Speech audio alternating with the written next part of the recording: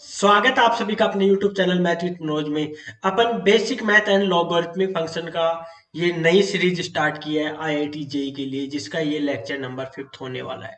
Last lecture में मैंने आपको एक होमवर्क दिया था। सबसे पहले अपन वही डिस्कस करते हैं और फिर अपन आगे बढ़ते हैं। लास्ट लेक्चर में जो मैंने आपको होमवर्क दिया था वो था स्क्वायर रूट फाइंड करना। तो देखिए वो क्वेश्चन अपने पास क्या था, वो क्वेश्चन आपके सामने नजर आ रहा होगा। तो इस तरीके का क्वेश्चन अपन किस तरीके से करते हैं, लास्ट लेक्चर में मैंने आपको अच्छी तरीके से समझाया था कि स्क्वायर रूट अपन किस तरीके से फाइंड करते हैं। देखिए, अगर यहाँ पे अपने पास माइनस है और ये अपने पास लिखा हुआ है 10 - 2 √21, तो इसका अगर अपन परफेक्ट स्क्वायर फाइंड करेंगे तो वो किस फॉर्म में होगा, a - b², इस तरीके से होगा। ठीक है, तो इसे अगर अपन ओपन करते हैं तो ये अपने पास क्या आएगा, a² + b² - 2ab। तो अगर अपन इसका कंपेयर करते हैं तो देखो, यानी कि यहां से अपने को पता चल रहा है कि a² + b² है वो किसके इक्वल होना चाहिए, 10 के इक्वल होना चाहिए। और वैसे ही अगर अपन यहां से अगर इक्वल करें तो a और b है वो अपने पास किसके इक्वल आना चाहिए, ये अपने पास आना चाहिए इक्वल a और b, यानी a × b की बात कर रहा हूँ, वो किसके इक्वल होना चाहिए, √21 के इक्वल आना चाहिए। 2 से तो 2 कट जाएगा। समझ में आ गया यहाँ तक। तो देखिए कैसे करोगे आप, यहां से अपने को ये दिख रहा है कि अगर अपन a का स्क्वायर करें प्लस b का स्क्वायर करें वो अपने पास इक्वल आना चाहिए 10 के। ठीक है, तो यहां से अपने पास देखो, अगर मैं a को ले लेता हूं √7 और b को ले लेता हूं अगर मैं √3, दोनों का स्क्वायर करके ऐड करूंगा तो मेरे को 10 बन रहा है, और दोनों को मल्टीप्लाई करता हूं तब √21 भी बन रहा है। अब यहां से दोनों के बीच में देखो माइनस है और रूट के अंदर अपने पास वैल्यू बननी चाहिए पॉजिटिव। तो सबसे पहले क्या वैल्यू लिखी जाएगी, बड़ी वैल्यू में से छोटी वैल्यू अपन घटाएंगे तभी अपने पास पॉजिटिव बन पाएगा। तो देखो यहां से अपन क्या करेंगे, अपन लिखने वाले हैं यहां से कि a है वो अपने पास √7 होगा, क्योंकि √3 और √7 में से बड़ा कौन सा है, √7 है। तो देखो यहां से ये क्या हो गया अपने पास, √7 माइनस √3 का स्क्वायर और इसका अंडर रूट, अपन ने ये इसका परफेक्ट स्क्वायर बना लिया, बना ना यहाँ से परफेक्ट स्क्वायर, और यहाँ अपने पास स्क्वायर है और ये अपने पास अंडर रूट है, तो ये दोनों कट जाएगा तो अपने पास आउटपुट क्या आ जाएगा, √7 माइनस का √3। इस तरीके से अपने को स्क्वायर रूट फाइंड करना होता है। समझ में आ गया। अब जिसने लास्ट लेक्चर में अच्छी तरीके से देखा है उसे अपने को ये नजर आ रहा है कि वहां पे यहाँ पे था प्लस 10 + 2 √21, तो यहाँ पे अपने पास क्या आ रहा था, परफेक्ट स्क्वायर √7 + √3 का स्क्वायर। तो मैंने क्या बताया था, प्लस और माइनस अगर दोनों के बीच में आता है तो अगर आप प्लस के लिए सोल्व कर लेते हो तो माइनस के लिए आपको केवल और केवल माइनस को सही तरीके से सेट करके लिख देना होता है कि अंडर रूट के अंदर अपने पास नेगेटिव वैल्यू ना बने। इस तरीके से अपने को सेट करना होता है।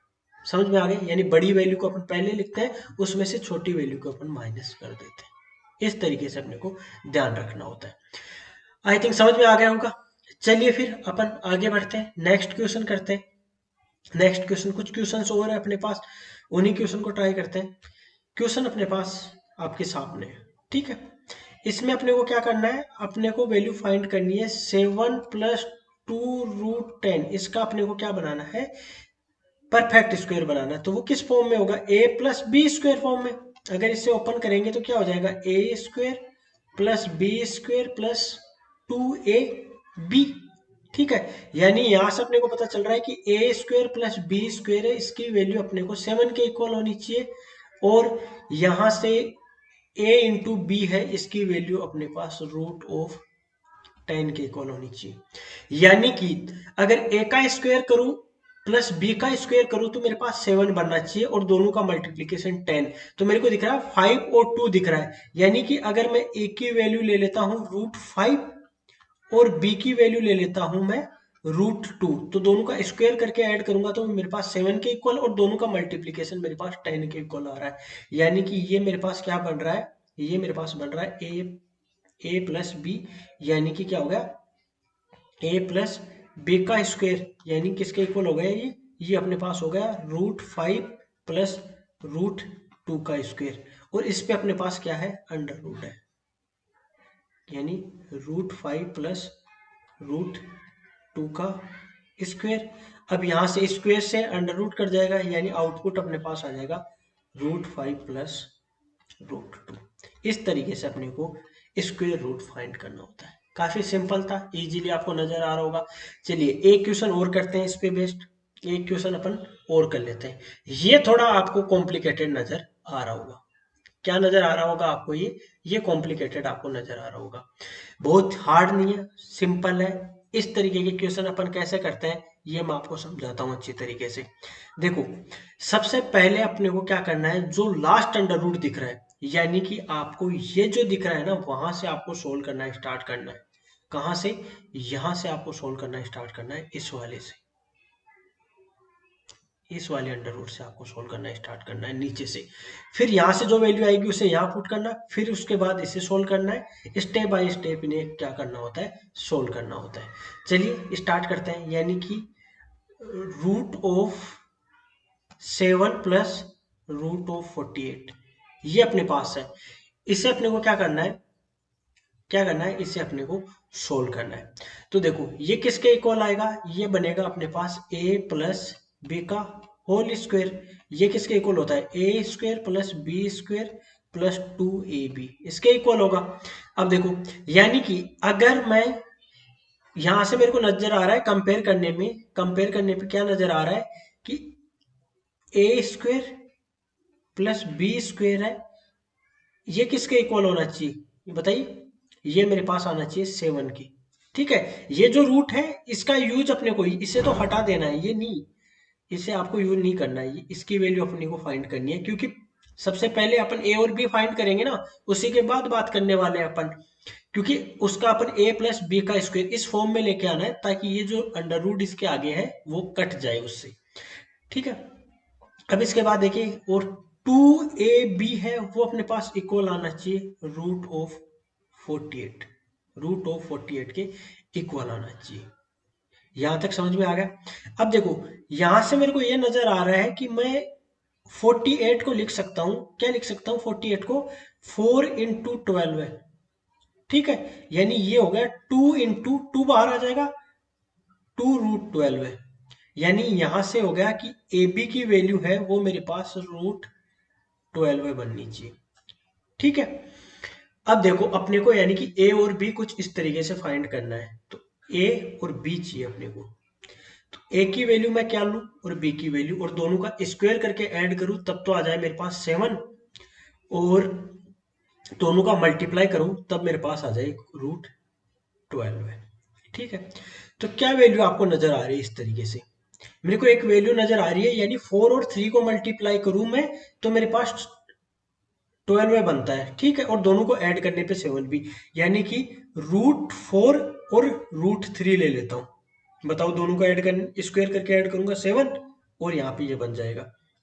यानी यहां से मेरे को नजर आ रहा है, क्या नजर आ रहा है कि ये बन गई मेरे पास वैल्यू किसकी, √4 प्लस √3 का स्क्वायर। अब देखो यहां से, अगर इस वैल्यू को मैं यहाँ पे पुट करता हूं, तो ये जो अंडर रूट है, ये वाला जो अंडर रूट आपको नजर आ रहा है, ये स्क्वायर से कट जाएगा, और यहाँ पे अपने पास आउटपुट क्या मिलेगा, यहाँ से देखो आउटपुट आपको क्या नजर आ रहा होगा, ये आएगा 3 plus √3 plus under root of 2 plus √3, और ये स्क्वायर इस रूट को कट कर देगा, तो यहाँ पे आ जाएगा अपने पास प्लस √4 और प्लस √3। ये नजर आया है, यानी आपको ये बताइए, नजर आ गया आपको अच्छी तरीके से जिसकी अपन बात कर रहे हैं? ठीक है, तो देखो यहां से, अब इसके बाद देखिए, यहां से अपने पास किसकी वैल्यू फाइंड करनी होगी? अब इसके बाद अपने को वैल्यू फाइंड करनी होगी इस पार्ट की। ये वाला पार्ट अपने को क्या करना होगा, सोल्व करना होगा। तो देखो कैसे सोल्व करेंगे अपन, इससे अपन सोल्व करेंगे कि, अब मैं फिर से ए स्क्वायर प्लस बी स्क्वायर वो नहीं लिखने वाला, ये मेरे पास लिखा हुआ है 2 प्लस, देखो ये मेरे पास क्या लिखा हुआ है, ये मेरे पास ये लिखा हुआ है कि 4, दिख रहा है ना यहां से, देखो ये टू, रूट फोर का मतलब समझ रहे हो ना, ये टू ही तो है, तो two plus two four, four plus two root three है यहाँ से, यानी कि a square plus b square करता हूं मैं, तो वो मेरे पास फोर बन जाए, यानी कि यहां से मेरे को ये दिख रहा है कि a square plus b square है वो तो फोर बनना चाहिए, और ए इंटू बी है, ए इंटू बी है वो मेरे पास बनना चाहिए रूट थ्री।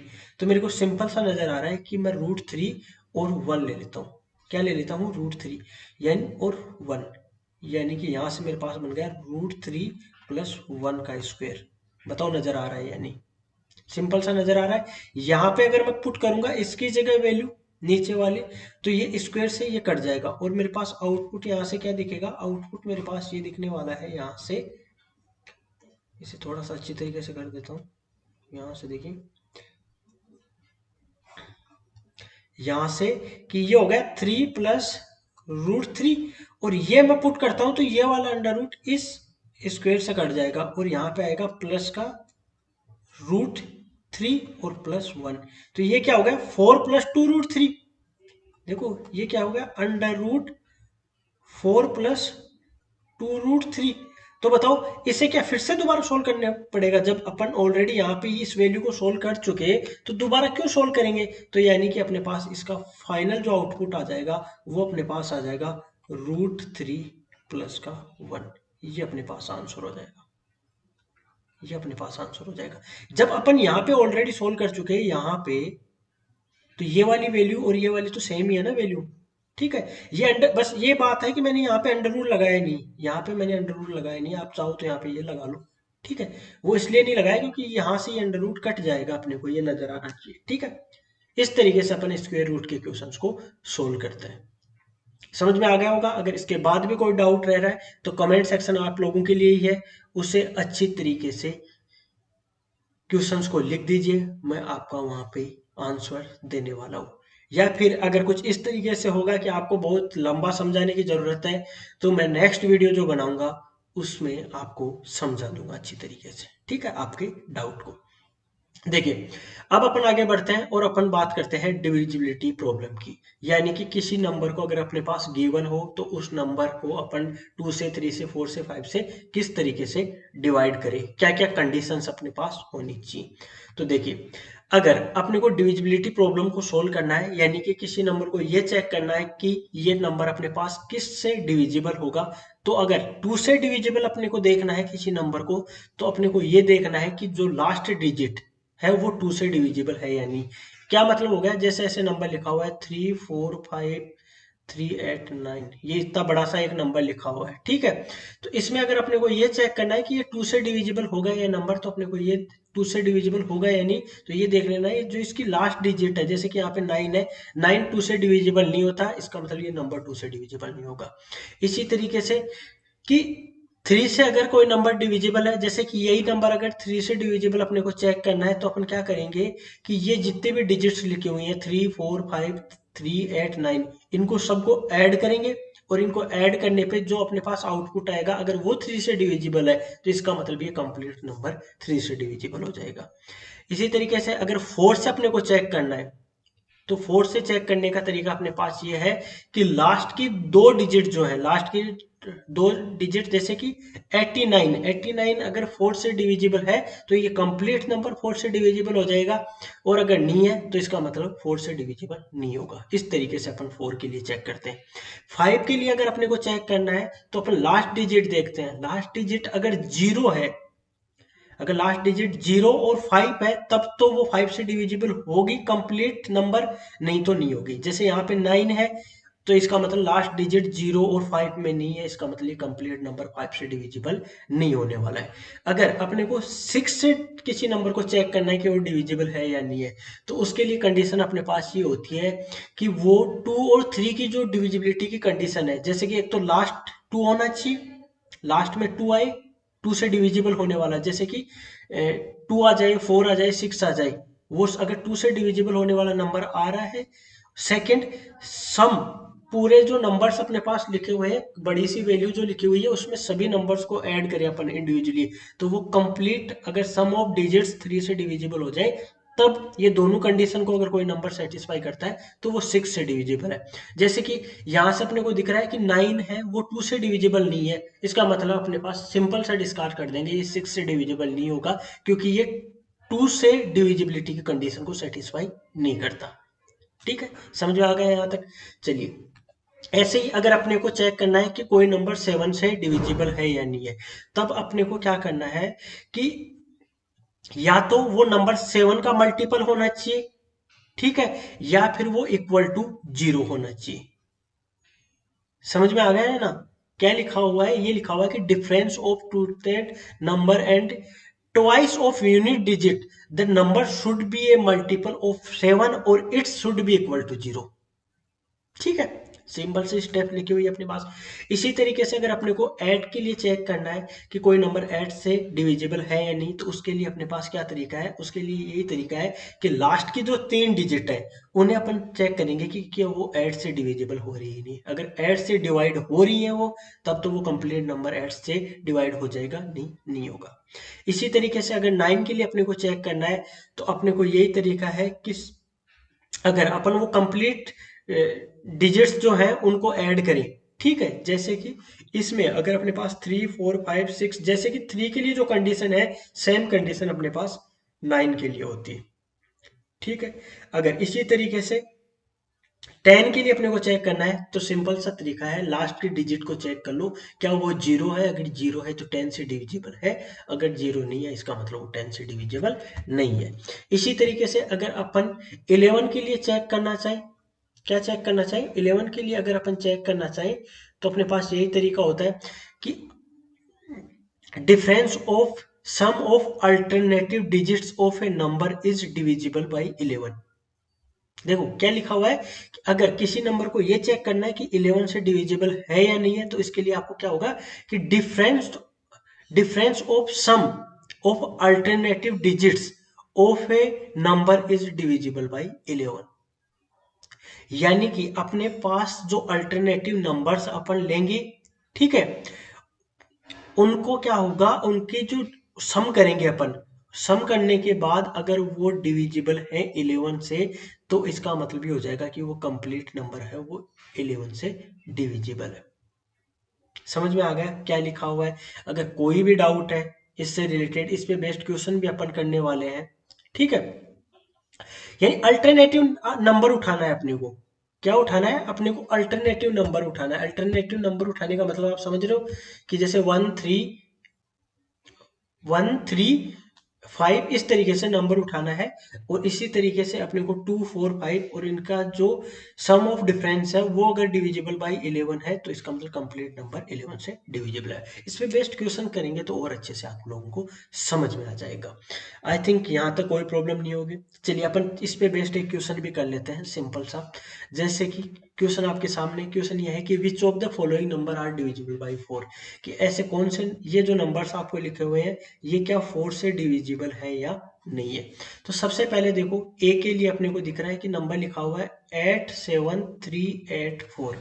4 को डिविजिबल होने के लिए अपने पास क्या कंडीशन होती है? 4 से अगर कोई नंबर डिविजिबल उसी कंडीशन में होगा जब उसकी लास्ट की दो डिजिट्स है वो 4 से डिविजिबल हो। देखो यही लिखाया हुआ है। 4 का मतलब हो गया last 2 digit are divisible by 4, यानी लास्ट की 2 डिजिट्स हैं वो 4 से डिविजिबल होनी चाहिए। यानी कि यहाँ से अपने पास क्या हो गया, 84 है वो डिवाइड होना चाहिए 4 से, यानी कि 21 टाइम ये डिविजिबल हो गया। इसका मतलब ये 4 से डिविजिबल हो जाएगा। इसी तरीके से आप बी के लिए चेक कर सकते हो। यहाँ पे लिखा हुआ है अपने पास 3 2 4 5 6, यानी कि 56 है अपने पास, वो 4 से डिविजिबल है या नहीं? बिल्कुल 4 से डिविजिबल नजर आ रहा है। यहाँ से कैसे? 1, और यहाँ से कितने टाइम जाएगा ये? 14 टाइम। बिल्कुल यही हो रहा है ना? हाँ, इसका मतलब ये क्या हो गया, 4 से डिविजिबल है। इसी तरीके से सी के लिए आप चेक कर लो, 32 है लास्ट 2 डिजिट, तो 32 क्या 4 से डिविजिबल है? बताइए 4 से। इसका मतलब 8 टाइम जा रहा है, ये भी किससे डिविजिबल होगा? 4 से डिविजिबल है।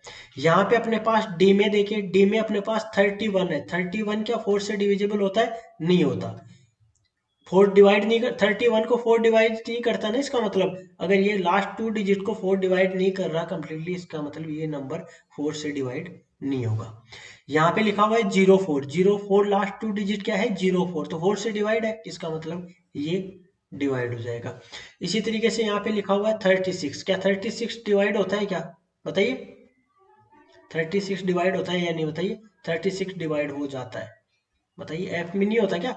36 को आप 4 से करोगे तो यहाँ पे क्या हो जाएगा 9 टाइम जाएगा नहीं, तो ये इसका मतलब ये नंबर भी 4 से डिवाइड हो जाएगा। इस तरीके से अपन चेक करता है।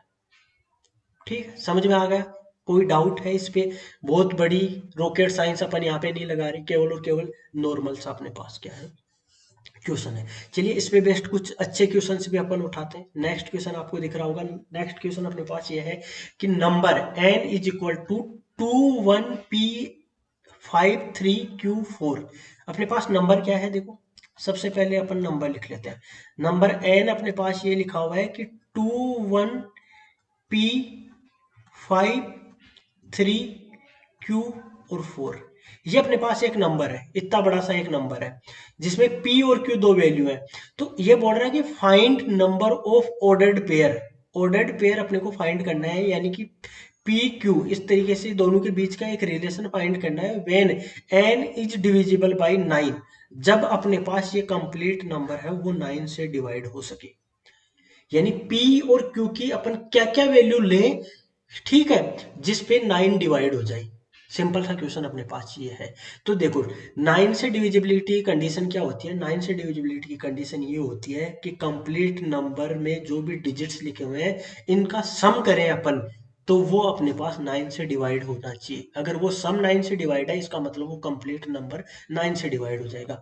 तो देखो ऐड करते हैं, यहाँ से ऐड करेंगे सबको, यानी कि 2 प्लस 1 प्लस p प्लस 5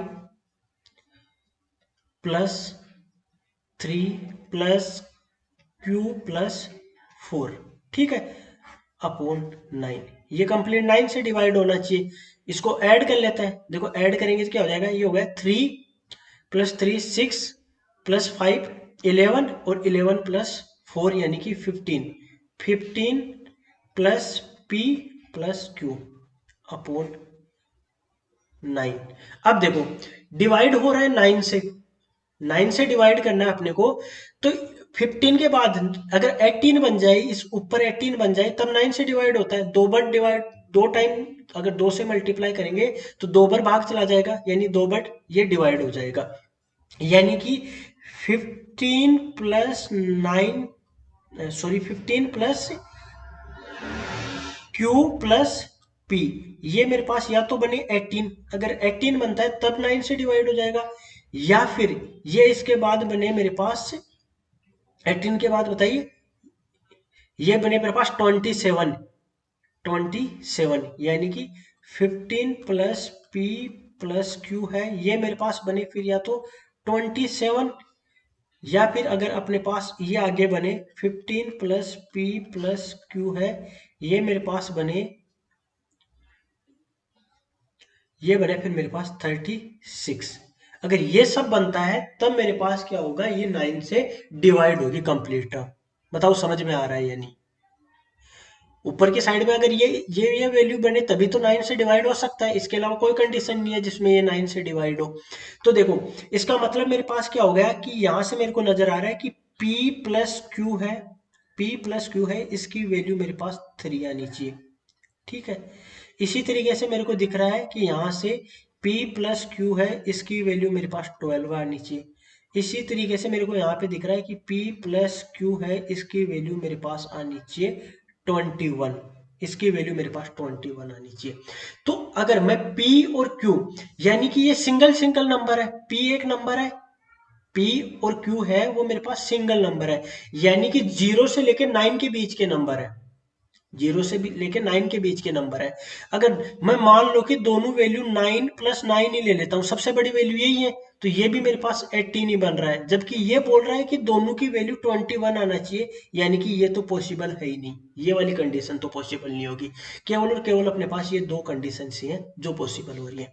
तो यहाँ से बताइए क्या क्या ले सकते हैं। मैं ले सकता हूँ P की वैल्यू 1 ले लेता हूँ, और Q की वैल्यू अगर 2 लेता हूं तब मेरे पास 3 आ जाए, या फिर P की वैल्यू 2 ले लेता हूं, Q की वैल्यू 1 ले लेता हूं, तब मेरे पास ये 3 आ जाए, या फिर मैं P की वैल्यू 3 और Q की वैल्यू 0 ले लेता हूं, तब भी 3 के इक्वल बनेगा, या फिर मैं इसकी वैल्यू ले लेता हूं 0 और इसकी वैल्यू ले लेता हूं 3 Q की वैल्यू। ये मेरे पास क्या आ गए यहाँ से, ये 4 कंडीशंस आ गई जिनको लेने पे अगर इनकी वैल्यूज मैं यहाँ पे P और Q की जगह इस तरीके से अल्टरनेटिवली पुट कर देता हूँ इन 4 केस में, 4 पेयर में, तब ये 9 से डिवाइड हो जाएगा। ठीक है, इसी तरीके से अपन 12 के लिए देखते हैं। 12 के लिए अपन देख लेते हैं कि मैं ये ले लेता हूँ 9,3। 9 प्लस 3 भी 12 के इक्वल होता है, ये मेरे को एक मिल गया। इसी तरीके से 3,9 ले लेता हूँ, 3,9 लूंगा तब भी ये 12 के इक्वल हो जाएगा। इसी तरीके से मैं ले लेता हूँ 7,5 और 5,7। दिख रहा है ना आपको पेयर किस तरीके से बन रहा है, यानी कि मैं P की जगह 5 पुट कर दूं और Q की जगह 7 पुट कर दूं, तो टोटल सम है पूरे कंप्लीट, यानी इनका सम ऑफ डिजिट्स है वो मेरे पास 927 बन जाए और वो किससे 9 से डिवाइड हो जाए। इसी तरीके से मेरे को यहाँ से और क्या दिख रहा है, इसी तरीके से मेरे को दिख रहा है 6,6। बताओ 6,6 भी 12 में बनता है। इसी तरीके से मेरे को बन गया 4,8 बन गया, और यहां से मेरे को बन गया 8,4। समझ में आ गया? बताओ, यानी ये कितने बन गए 4। इसके अलावा कोई केस दिख रहा है क्या? इसके अलावा आई थिंक कोई केस नहीं है, नहीं है ना कोई केस? हाँ, यही अपने पास केस रहने वाले हैं। तो बताओ टोटल कितने पेयर बने, find the number of ordered pair, यानी टोटल कितने पेयर बने जिससे अपने पास ये 9 से डिविजिबल हो सकता है। ये वाला नंबर, ये वाला नंबर 9 से डिविजिबल हो सकता है। टोटल कितने पेयर बने, तो पेयर गिन लेते हैं। देखो 1 2 3 4 5 6 7 8 9 10 11, यानी कि टोटल अपने पास कितने पेयर हो गए 11। 11 अपने पास क्या हो गया आंसर, टोटल पेयर 11 है, और जो आपके सामने लिखे हुए हैं पेयर्स दिख रहा है आपको कौन कौन से पेयर हैं। ये अपने पास पेयर हैं जिनको अपने पास लेने पे ये कंप्लीट नंबर जो आपके सामने लिखा हुआ है ये 9 से डिविजिबल हो जाएगा। इनमें से कोई भी एक पेयर उठा लेना और पुट कर लेना, आप पुट करके देखोगे तो आपको दिखेगा कि ये 9 से डिविजिबल हो रहा है। इसके अलावा आपको और कोई पेयर नहीं दिखेगा जिसमें ये 9 से डिविजिबल होता हुआ दिखेगा। समझ में आ गया? इस तरीके से अपन इनको क्वेश्चंस को करते हैं। अगर इसके बाद भी कोई डाउट है तो आप डेफिनेटली पूछ सकते हो। इसके बाद कमेंट सेक्शन आप लोगों के लिए ही है। इसके बाद अपन देखते हैं रिमाइंडर थ्योरम। ठीक है, मुझे ये लगता है आज के लिए इतना ही काफी है। अपन कल रिमाइंडर थ्योरम को डिस्कस करने वाले हैं। ठीक है, कल के लिए टॉपिक अपने पास रहने वाला है कि रिमाइंडर थ्योरम क्या है, किस तरीके से ये वर्क करती है। थैंक यू एवरीवन, फिर मिलते हैं अपन नेक्स्ट क्लास में।